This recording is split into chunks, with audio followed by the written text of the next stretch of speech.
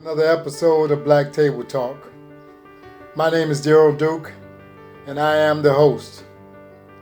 Today's show is about reparations.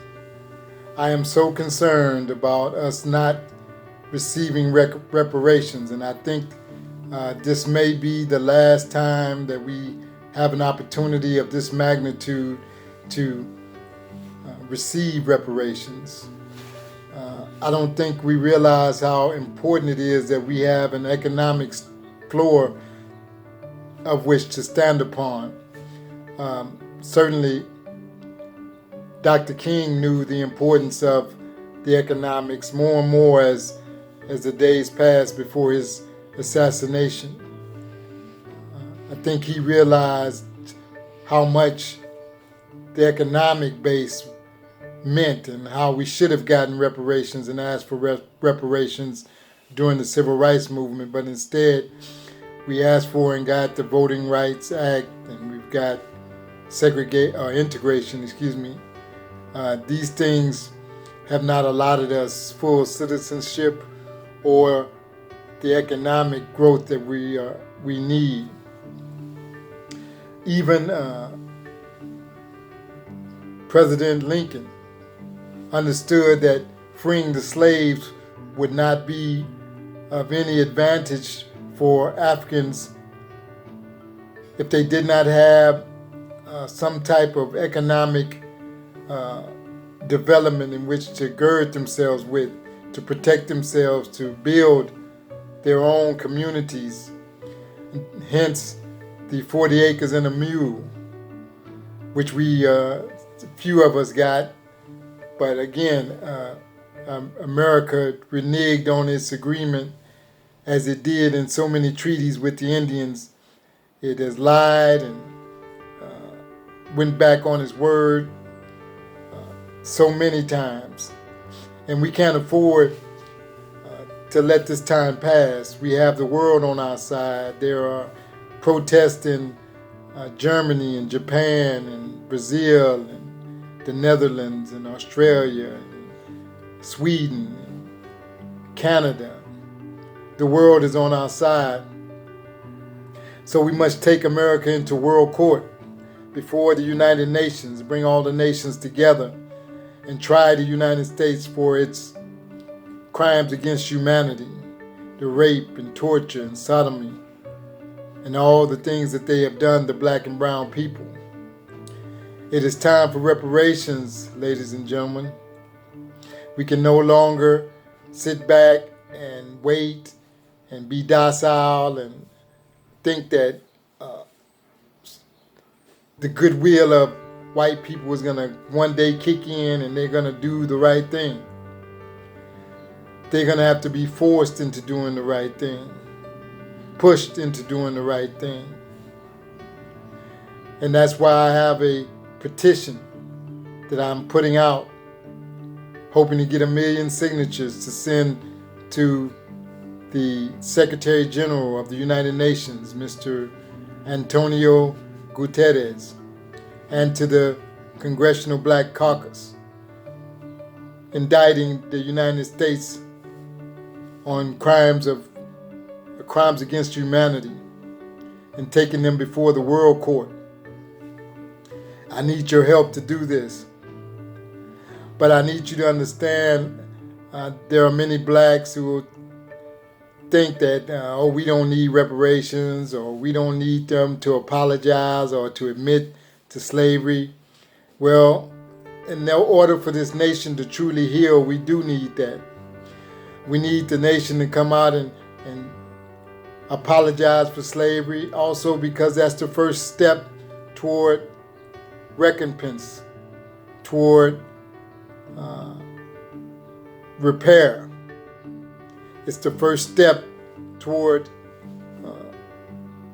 unity and toward us becoming one, if that is possible.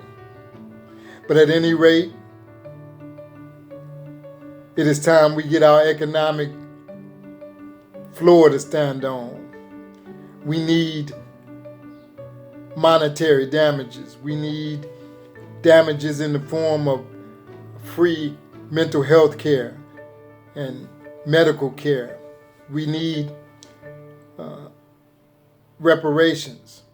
We need to be made whole again. We need repair for all the trauma that has been caused, and we have yet to be evaluated or given a treatment plan or helped in any way to overcome what this nation, the atrocities committed against us. So I plead to you today, I send this video out. This is, again, Black Table Talk. This is a podcast where we discuss issues that are important to Black people. I can't think of any other more important issue at the moment than reparations and police brutality. The police brutality has brought us to where there is a clear and present danger in the United States. We see the upheaval, we see the riots, we see the looting. This is a pivotal moment in history. We have to gird ourselves and be ready for the fight.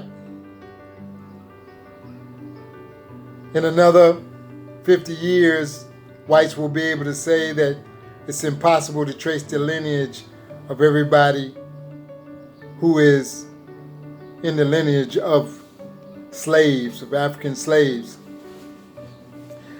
And many whites will say that they are in the lineage of African slaves, and they will want some of the reparations, just as they did with the Indians. If you didn't know, a lot of whites took advantage of Indian reparations for whatever reason, whether they had someone who had married a squaw back in the day, or they had taken care of an Indian boy, or whatever you can think of that they could come up with so that they could get in on that financial, that monetary transaction, as they always do. This country was built on greed and torture and violence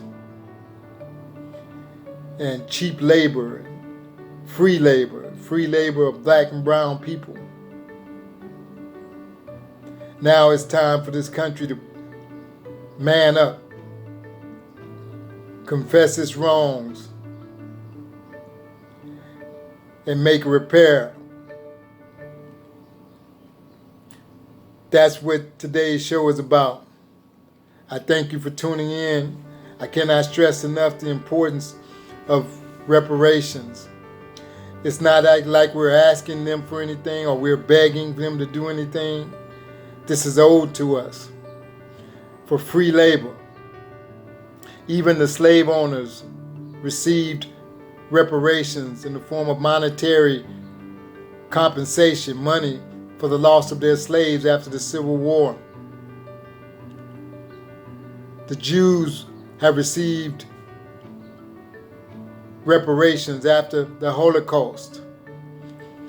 The Japanese received reparations after the internment of Japanese people in America.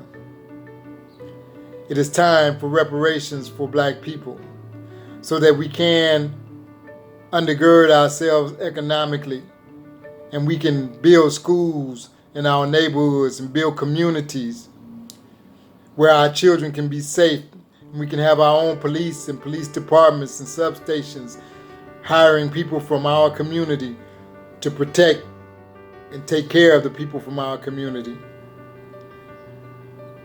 This is what we need to be vying for.